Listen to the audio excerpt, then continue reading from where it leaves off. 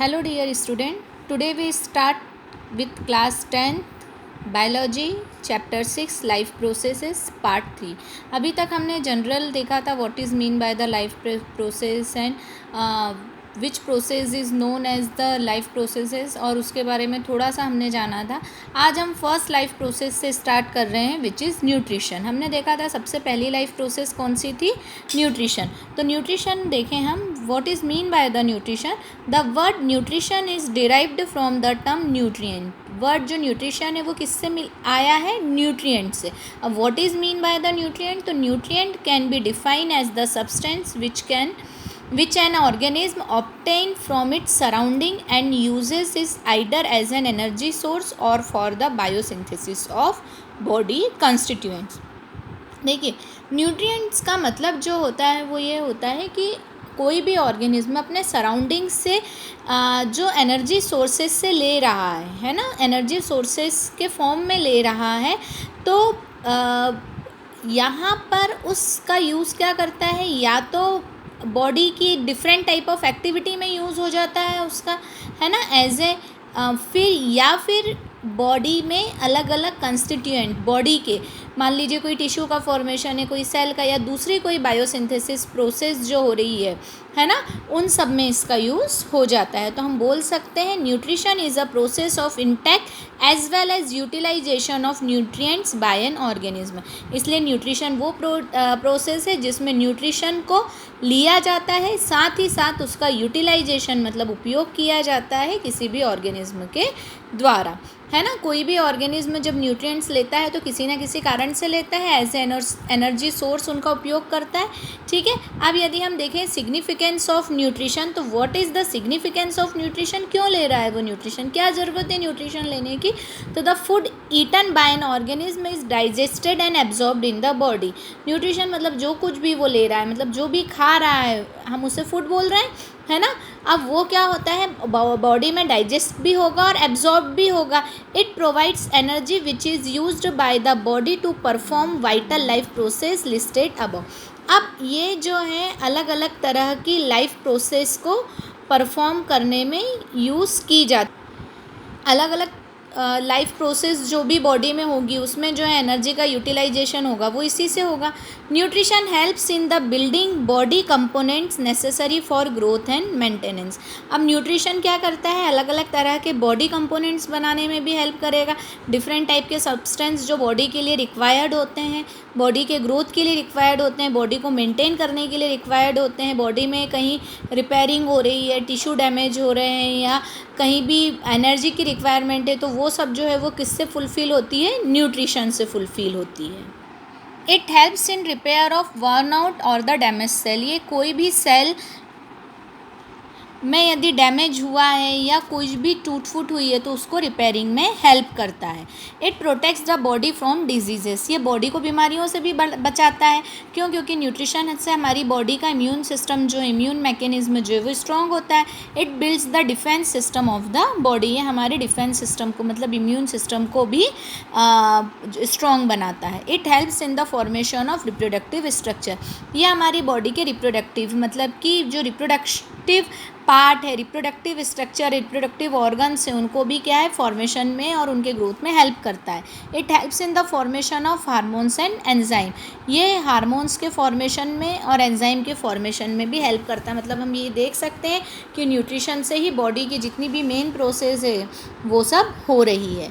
Organism differ in their mode of nutrition. अब different type of organism जो है अपने अपने बेस ऑफ फूड पे, है ना, कि किस तरह से ऑर्गेनिज्म फूड ले रहे हैं, उनके बेसिस पे अलग अलग तरह होते हैं। Based on the mode of obtaining food organism can be classified into two groups. On the basis of mode of food, किस तरह से ऑर्गेनिज्म फूड ऑब्टेन कर रहे हैं, ऑर्गेनिज्म को मेन दो कैटेगरी में बांटा गया है। First is the autotrophic nutrition और दूसरा है हेट्रोट्रॉपिक न्यूट्रिशन। बहुत पहले से ही आप ऑटोट्रॉपिक और हेट्रोट्रॉपिक न्यूट्रिशन के बारे में पढ़ते आ रहे हैं कि what is mean by the autotrophic and what is mean by the heterotrophic. Auto मतलब होता है सेल्फ, ट्रॉपिक मतलब कि फॉर्मेशन, सिंथेसाइजेशन।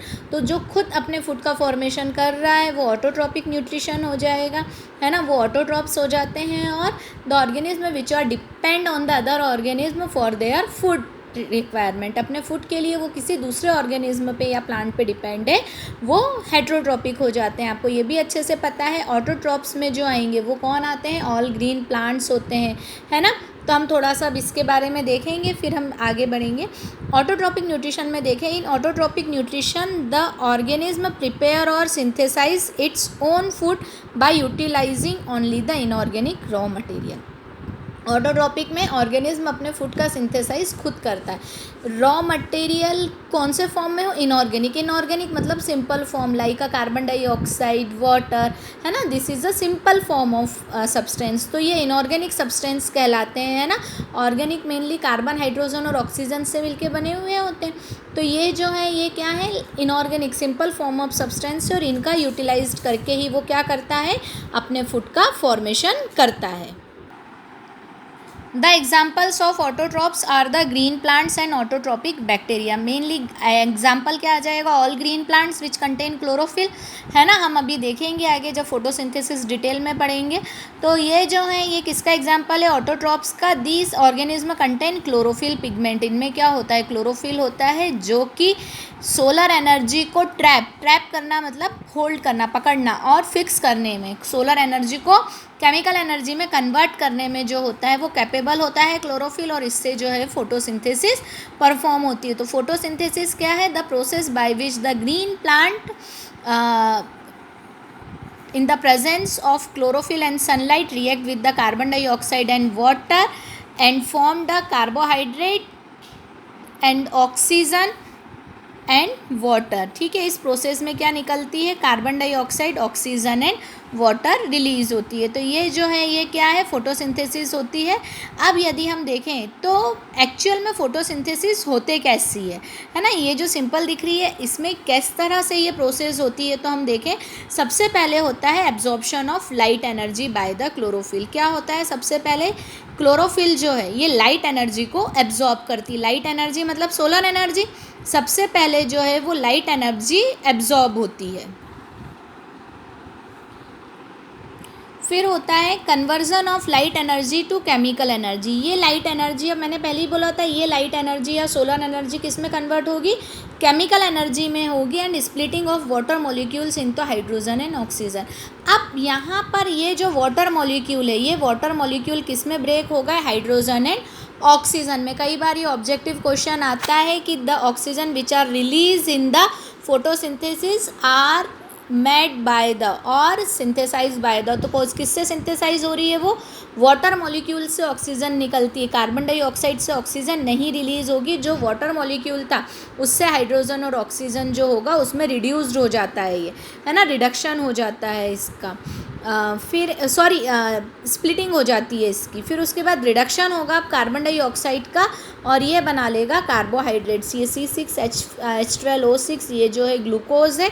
तो रिडक्शन ऑफ कार्बन डाइऑक्साइड। अब ये कार्बन डाइऑक्साइड रिड्यूस्ड होकर, रिड्यूस होना मतलब हाइड्रोजन का ऐड होना, है ना।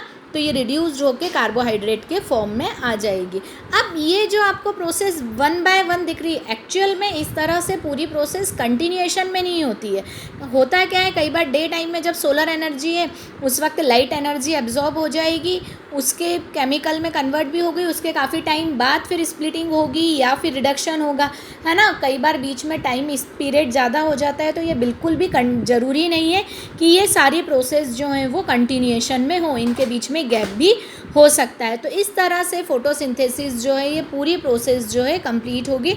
इसके अलावा हम स्टोमेटा का स्ट्रक्चर, किस तरह से स्टोमेटा फंक्शन करते हैं, उसके बाद हम डिफरेंट टाइप ऑफ जो हेट्रोट्रॉपिक न्यूट्रिशन है उसके बारे में देखेंगे।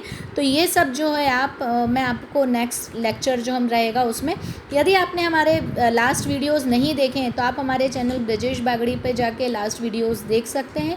अगर आपको वीडियोस पसंद आ रहे हैं तो हमारे चैनल को लाइक एवं सब्सक्राइब ज़रूर करें। साथ ही साथ बेल आइकॉन प्रेस करें ताकि आपको लेटेस्ट वीडियो की अपडेट मिलती रहे। और किसी भी डाउट के लिए या कोई भी प्रॉब्लम के लिए आप मुझे मैसेज या कमेंट कर सकते हैं। Thank you so much.